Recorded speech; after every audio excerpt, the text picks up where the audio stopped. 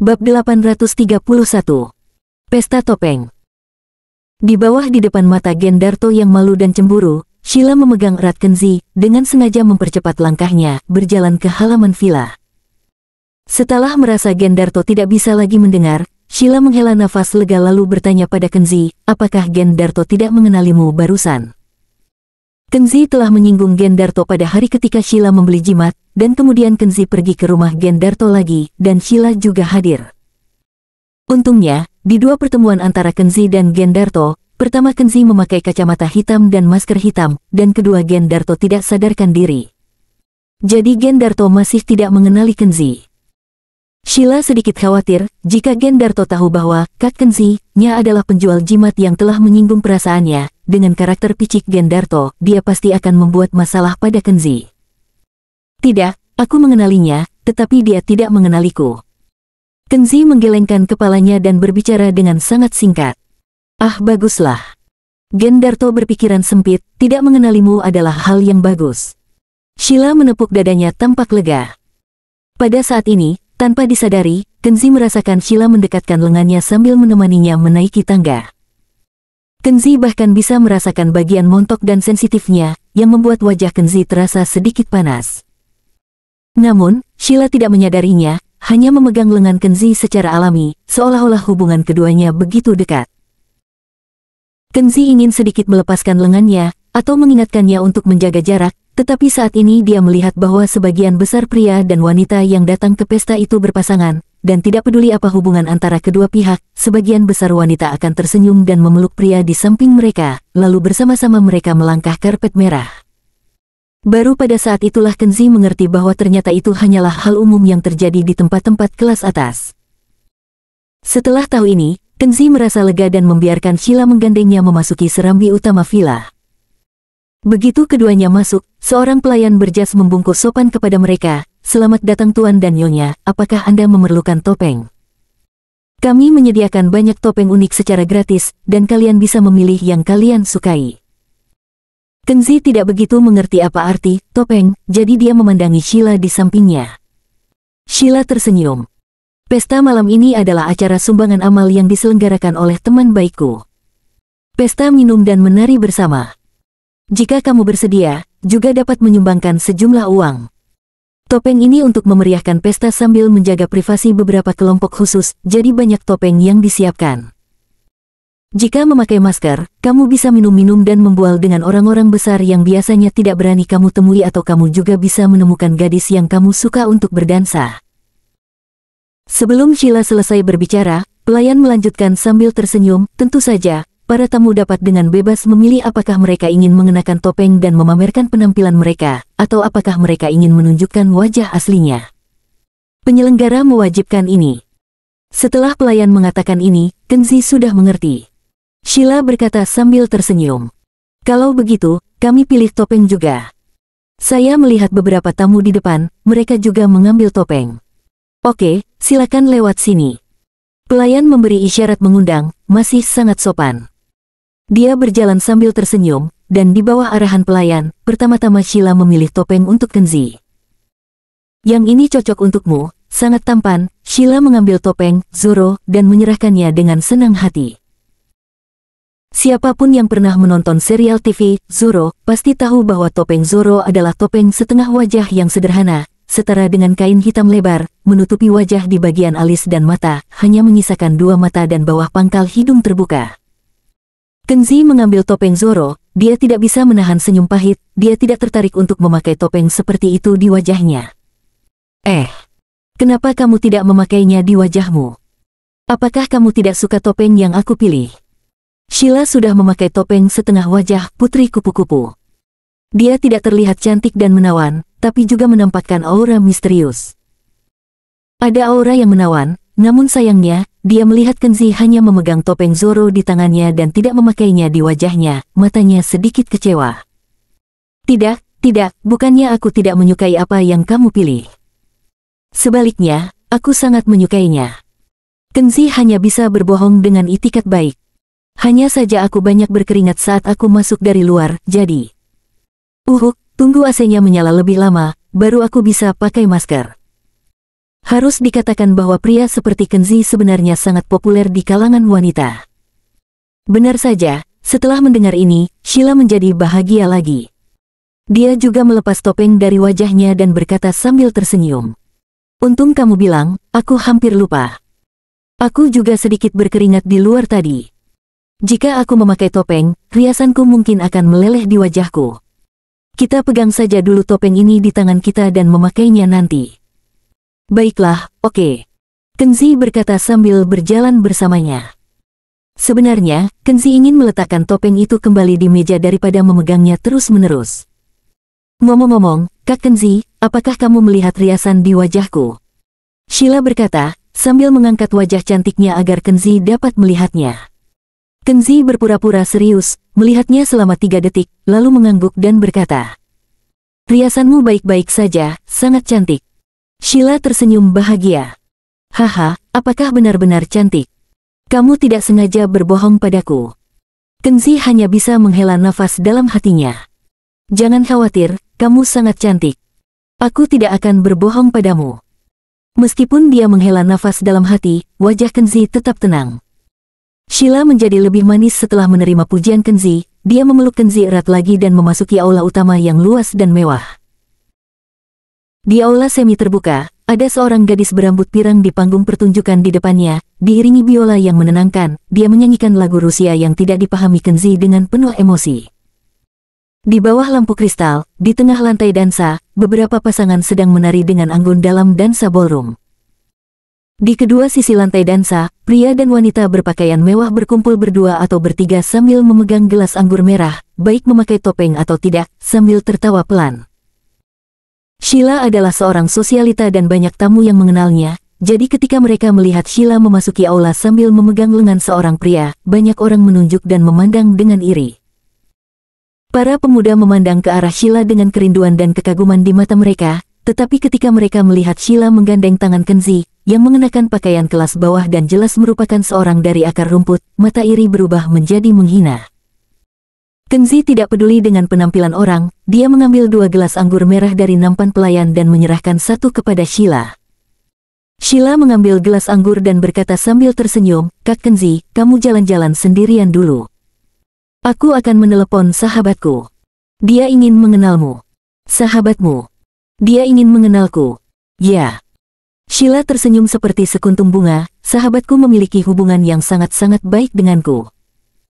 Aku berbicara dengan dia tentang segalanya, jadi dia juga tahu kalau aku telah bertemu dengan kakak yang sangat misterius, Kenan Harimurti. Terakhir kali aku mengundangmu makan malam, dia ingin datang dan mengenalmu. Sayangnya, dia sedang sibuk saat itu dan melanggar janjinya. Tapi itu tidak masalah. Sekarang, dia akhirnya bisa bertemu denganmu. Ngomong-ngomong, aku lupa menyebutkan, sahabatku ini sangat cantik dan manis.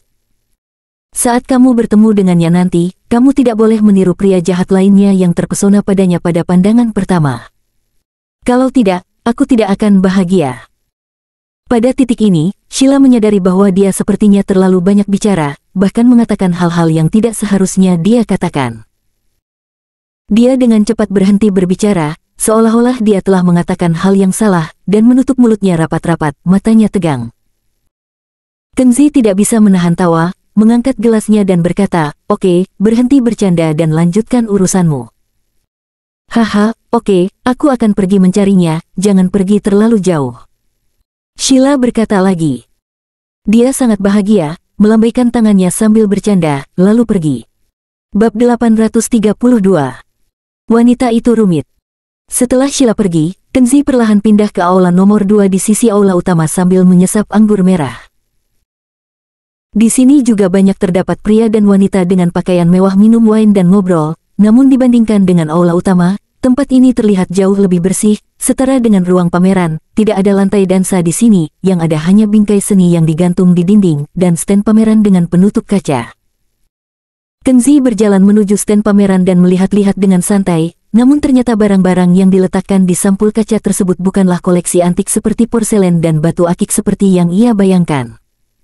Hampir semuanya adalah kebutuhan sehari-hari wanita.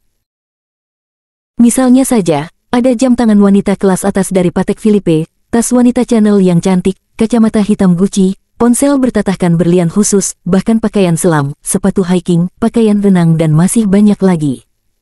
Kenzi sedikit bingung apa maksudnya. Secara logika, benda-benda yang dapat dipajang di ruang pameran seharusnya merupakan koleksi budaya dan seni yang berharga, tetapi barang-barang yang ditampilkan di sini, meskipun juga sangat mewah, bukan berarti bisa dipajang untuk dilihat orang, dan yang lebih aneh lagi, kebutuhan sehari-hari wanita ini jelas ada tanda-tanda pernah dipakai oleh seorang wanita. Semuanya barang bekas. Kali ini, sekitar 10 meter jauhnya, di seberang stand pameran, Gendarto dan beberapa pria berpakaian mewah juga berjalan menuju stand pameran sambil memegang gelas wine merah sambil mengobrol dan tertawa. Karena sudut pandang yang terbatas, Kenzi bisa memperhatikan Gendarto, tetapi Gendarto berada di tengah-tengah beberapa pria hingga tidak memperhatikan Kenzi di sisi lain. Beberapa pria berpakaian mewah itu mengagumi pameran dan mengobrol sambil tersenyum. "Tuan Muda Darto, mana yang Anda suka? Ada aturan dalam pesta amal ini. Orang yang memberikan sumbangan amal paling banyak akan diberikan sesuatu sesuai dengan jumlah sumbangan mereka. Jika masuk urutan prioritas, Anda dapat memilih barang manapun di ruang pameran ini sebagai hadiah pribadi khusus dari Nona Selgi. Selgi adalah dewi kelas dunia. Barang-barang pribadi yang dia pakai, diburu banyak orang. Semua orangnya ingin mengoleksinya. Misalnya, celana stretch fitness seksi ini yang sering dipakai Selgi di TV. Jika Anda berdonasi cukup, Anda bisa membawanya pulang sebagai koleksi khusus." Dia mengatakan beberapa pakaian wanita. Para pria semua melihat ke lemari pajangan, dan pikiran mereka langsung terlintas di benak mereka. Selgi mengenakan celana fitness dan berpose dalam berbagai pose yoga di TV dengan sosoknya yang menarik. Bahkan ada yang diam-diam tergoda, memikirkan apakah akan menyumbangkan sejumlah uang untuk mencoba membuat Selgi terkesan. Sekalipun hati Selgi tidak bisa tergerak, tetap ada baiknya untuk mengumpulkan salah satu barang pribadinya. Gendarto cukup sombong, sengaja berpura-pura tampil beda dan berkata, "Wanita seperti Selgi terlalu terkenal, dan terlalu banyak orang kaya yang mengejarnya, sehingga sulit mendapatkannya. Mengapa harus mengeluarkan uang untuk mengambil barang-barangnya?" Semua orang sadar kembali dari fantasi mereka dan mengangguk setuju. Gendarto berkata dengan acuh tak acuh lagi. "Kecuali dia bersedia memberi saya pakaian dalam yang dia kenakan, maka saya dapat mempertimbangkan untuk memberikan sumbangan di pesta amal malam ini." Semua orang tertawa. Dasar mesum. Seseorang tertawa dan berkata, "Jangan kaget, seseorang sangat menginginkan pakaian dalam Selgi.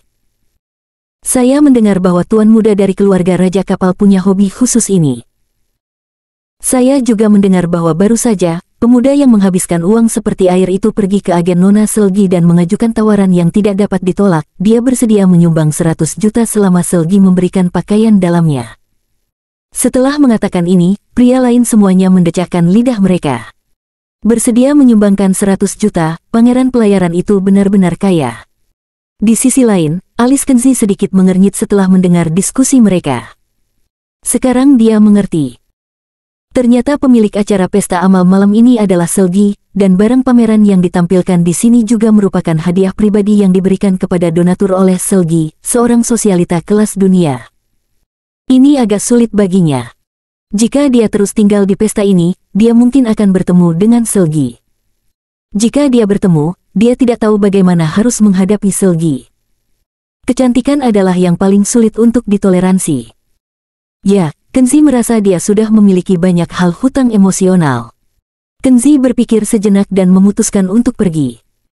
Namun saat dia berbalik, Gendarto melihatnya, dan langsung tertawa aneh memimpin beberapa pria lain mendekatinya. Di sisi lain, ada ruang VIP. Sheila datang dengan penuh semangat, melihat pemandangan yang aneh.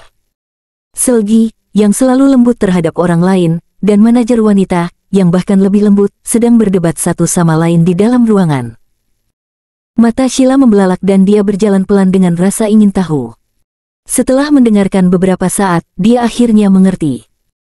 Alasan Selgi bertengkar dengan agennya adalah karena seorang tamu terhormat yang datang untuk menghadiri pesta amal mengajukan permintaan yang berlebihan. Dia berharap Selgi akan mengeluarkan celana dalamnya sebagai hadiah khusus untuk penyumbang teratas. Manajer wanita tersebut terlebih dahulu menyetujui permintaan tamu terhormat tersebut, tetapi setelah tahu, Selgi dengan tegas menentangnya. Kedua wanita itu pun mulai bertengkar. "Selgi, Aku tahu ini akan membuatmu malu, tapi kamu harus mengerti bahwa kamu ingin melakukan kegiatan amal, tapi kamu tidak punya cukup dana. Hanya orang bodoh yang rela mengeluarkan banyak uang untuk membeli pakaian dalammu untuk memenuhi kebutuhanmu. Selain itu, kejadian erotis semacam ini tidak bersifat skandal dan tidak akan merusak citra. Sebaliknya, begitu hebohnya berita membeli pakaian dalam dengan harga setinggi langit menyebar, itu justru akan menarik lebih banyak perhatian dan membuatmu lebih terkenal. Sebagai agen profesional, saya tidak hanya dapat membantumu dengan dana, tetapi juga meningkatkan nilaimu. Apakah salah jika aku melakukan ini? Agen wanita itu menolak menyerah dan berdebat keras. Tentu saja kamu salah. Aku punya prinsip. Kamu mengkhianati martabatku dengan keputusan seperti ini. Selgi berkata dengan penuh amarah, wajahnya memerah. Oke, aku tidak akan berdebat denganmu lagi. Manajer wanita itu menghela nafas dan menepuk keningnya dengan lembut, pokoknya, aku sudah menyelesaikan pekerjaannya, dan aku juga sudah mengiyakan akan melepas celana dalammu. Jika kamu pikir aku tidak kompeten, setelah malam ini, kamu dapat mengakhiri kontrak denganku. Setelah mengatakan itu, agen wanita itu pergi tanpa menoleh ke belakang. Kamu, kembali. Selgi melihat sosok yang berjalan pergi, dengan marah. Sheila berjalan mendekat saat ini dan berkata setengah bercanda. Lupakan saja, Selgi sayang, jangan marah lagi. Bukankah itu hanya celana dalam? Itu tidak akan menggores sepotong daging pun. Agenmu ingin begitu, maka biarkan saja dia melakukannya. Siapa suruh jadi salah satu dewi super terbaik di dunia?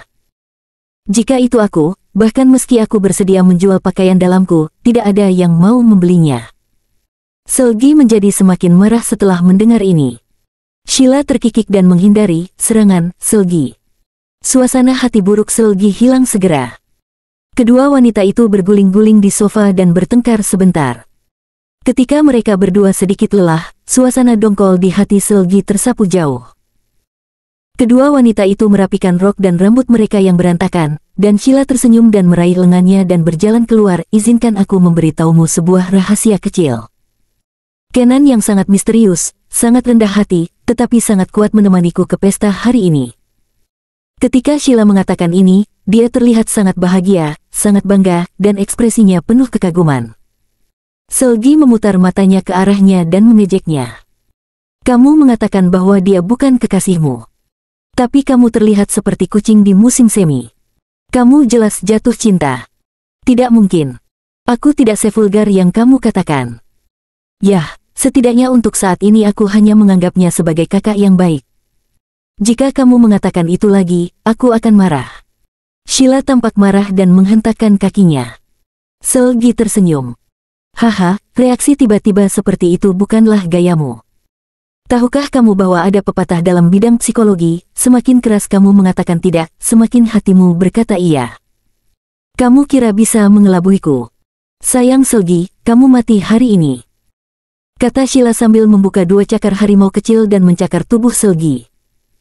Selgi terkikik dan membungkuk, dengan cepat menghindari cakar harimau itu dan lari.